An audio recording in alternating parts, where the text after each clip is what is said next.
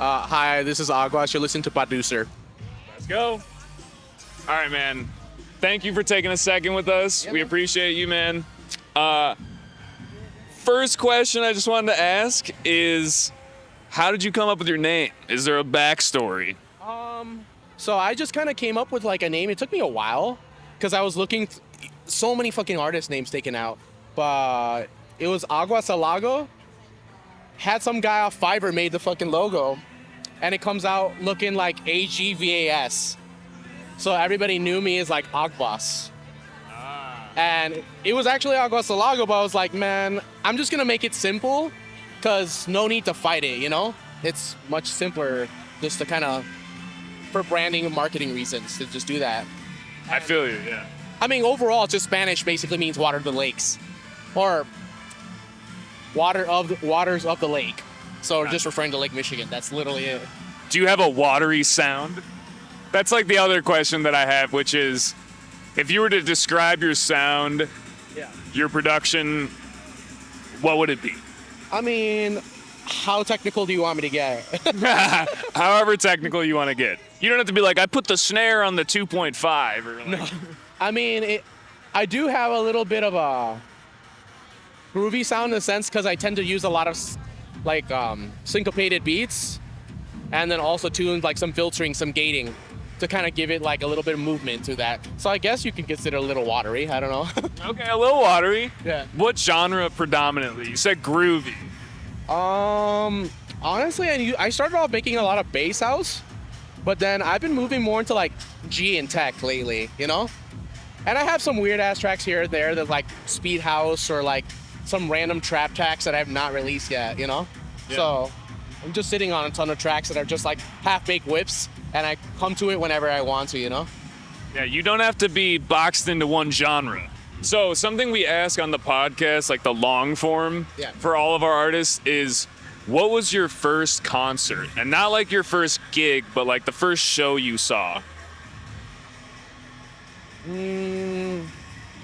I think it might have been a festival. It might have been like 2012 Lollapalooza, I think. That was back then with like Perry's was still a tent.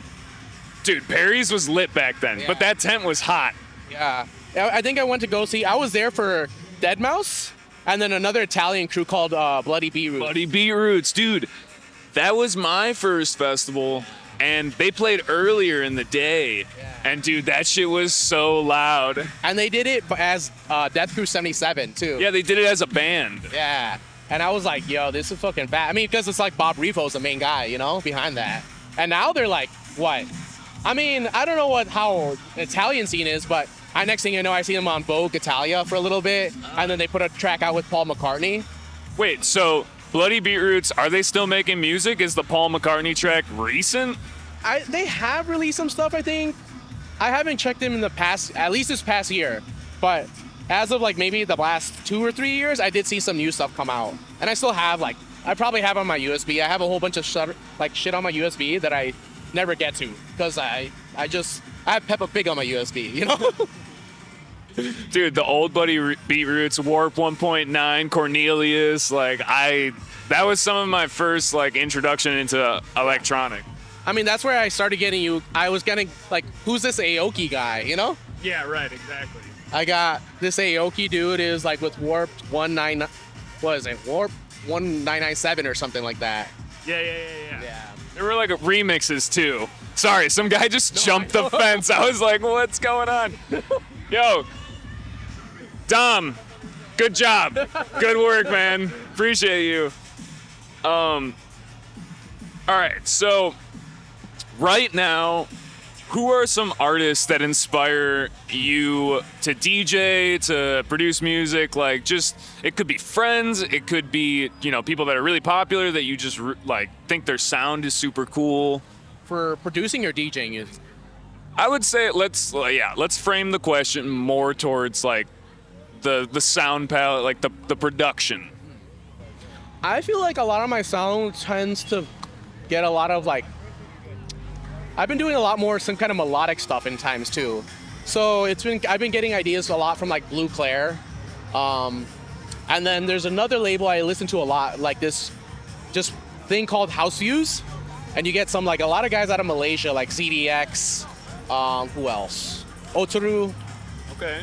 I think Otaru's from Malaysia. I'm not that familiar with that, but Yeah. Malaysians be going off, I guess. They have like a weird kind of filtered sound that has almost like disco house, but that low end is still quite strong and it fits perfectly within like a tech house realm, you know?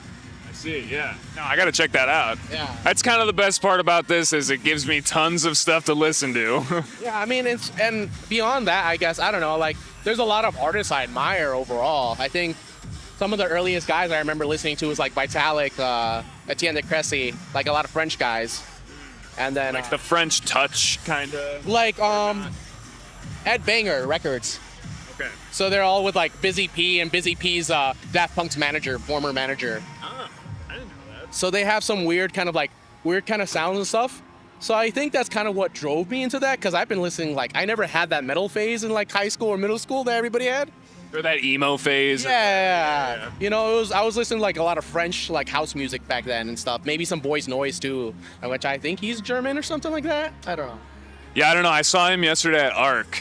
Yeah. That was my favorite set for sure. Yeah, I was at Arc too. I was there for, I was there with the homie like Lee and some others. But we were there, I think, I wanted to see Boris Brejcha and then the Hollow set. For sure, yeah.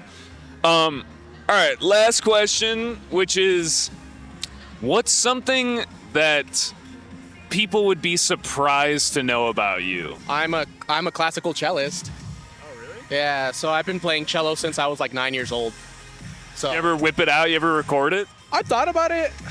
I don't think I've ever done it yet, just because it's like, I got tired of like, you know, Beethoven's not making the club move, you know? Dude, it could be cool. You bring the cello out, people are like, well, I've never seen this. I kind of wanted to think about incorporating live sets. I have all the equipment to do a live set if I wanted to, but it's just like, I think I'm trying to figure out how I want to incorporate it right now, because, I mean, I like the things that LPGOB does, I guess, with their piano things, but I'm not that, like, technical with that. My cello's my main thing. I'm just not sure if I'd be up there and just doing this kind of shit, you know? Or if it would like come through or what, like on the mix or something. Yeah, it'd be weird with miking, and then I'm thinking about the lows, mids, and highs.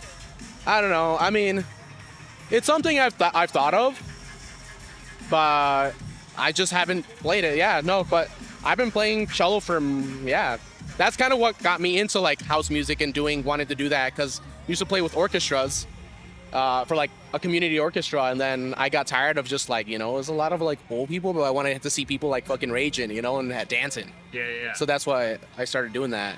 For sure. Cool, man. Well, where can people find you? Social wise, my handle is Your home address.